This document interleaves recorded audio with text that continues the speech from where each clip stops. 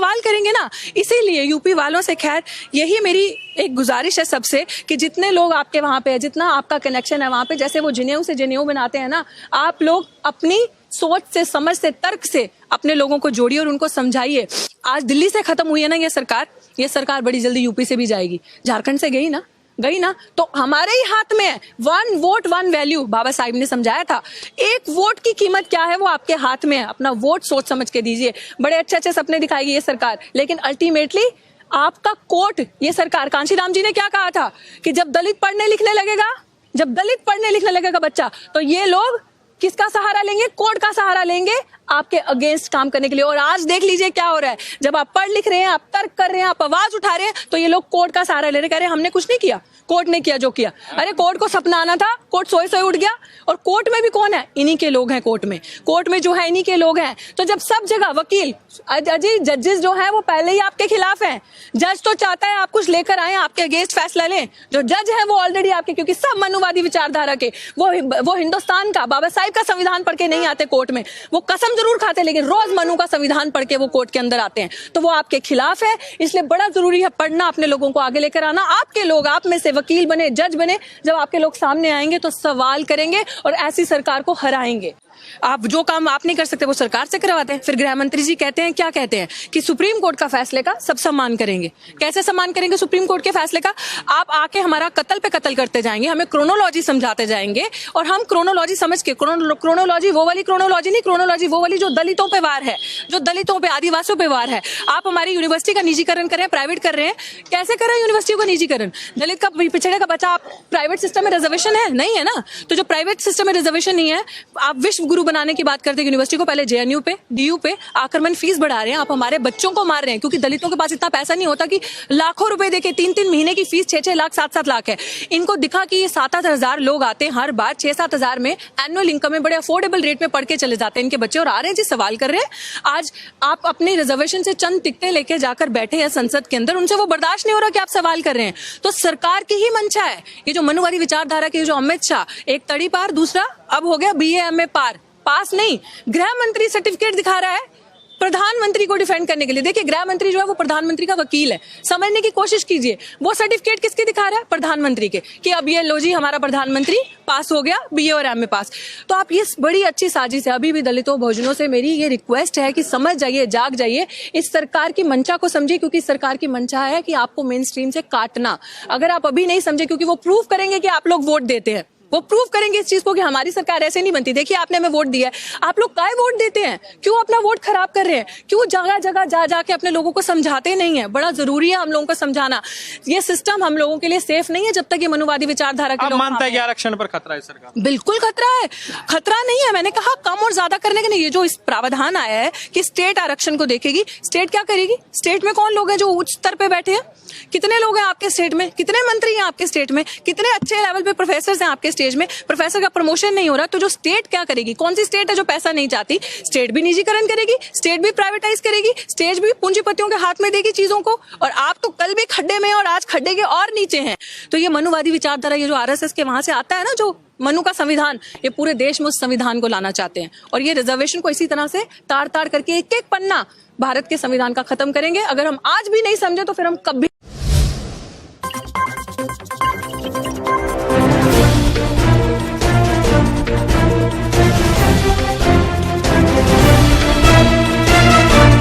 आप सभी को मेरा सेवा जोहार।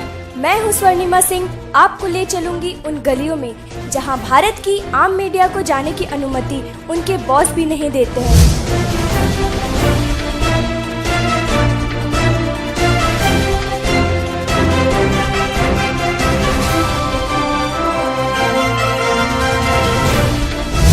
और मैं प्रकाश सिंह राजपूत ले चलूंगा आपको देश के उन क्षेत्रों में जहां विकास का दूर दूर तक कोई नामो निशान नहीं।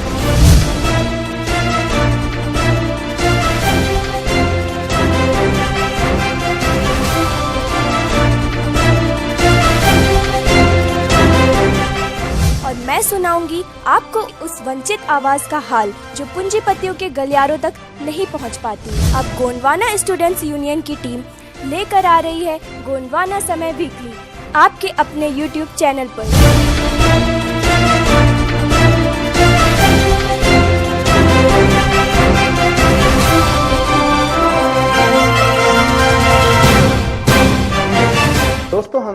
लगातार जुड़े रहने के लिए हमारे इस YouTube चैनल को सब्सक्राइब करें और साथ ही बेल आइकॉन को प्रेस करें ताकि हमारी नोटिफिकेशन के द्वारा आप तक वीडियो आसानी से पहुंच सकें।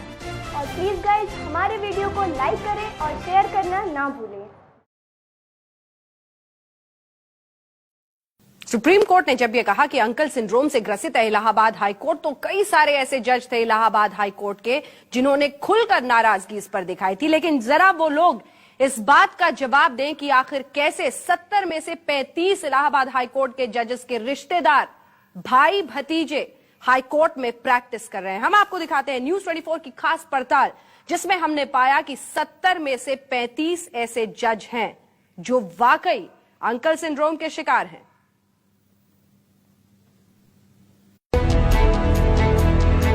कुछ जजों के बेटे सगे संबंधी इसी कोर्ट में प्रैक्टिस कर रहे हैं। प्रैक्टिस शुरू करने के कुछ दिनों के भीतर ये लोग लाखों कमा लेते हैं। उनके भारी भरकम बैंक खाते हैं, लग्जरी कारें हैं, बड़ी बड़ी कोठियां हैं और वो लोग ऐशो आराम की जिंदगी बिता रहे हैं। देश की सबसे बड़ी अदालत की इस टिप्पणी का एक एक लफ्ज सच से सराबोर है। ये महज सुप्रीम कोर्ट की टिप्पणी नहीं, इलाहाबाद हाई कोर्ट की कड़वी हकीकत है। सुप्रीम कोर्ट की टिप्पणी हाई कोर्ट को भले ही नागवार लगे, लेकिन सच तो आखिर सच ही रहेगा। और वो सच ये है कि इलाहाबाद हाई कोर्ट के 70 जजों में से 35 के रिश्तेदार इसी हाई कोर्ट में प्रैक्टिस करते हैं। आइए हम आपका कुछ ऐसे जजों से परिचय करवाते हैं जिनका कोई ना कोई रिश्तेदार काला चोंगा पहनकर धड़ल्ले से कमाई कर रहा है।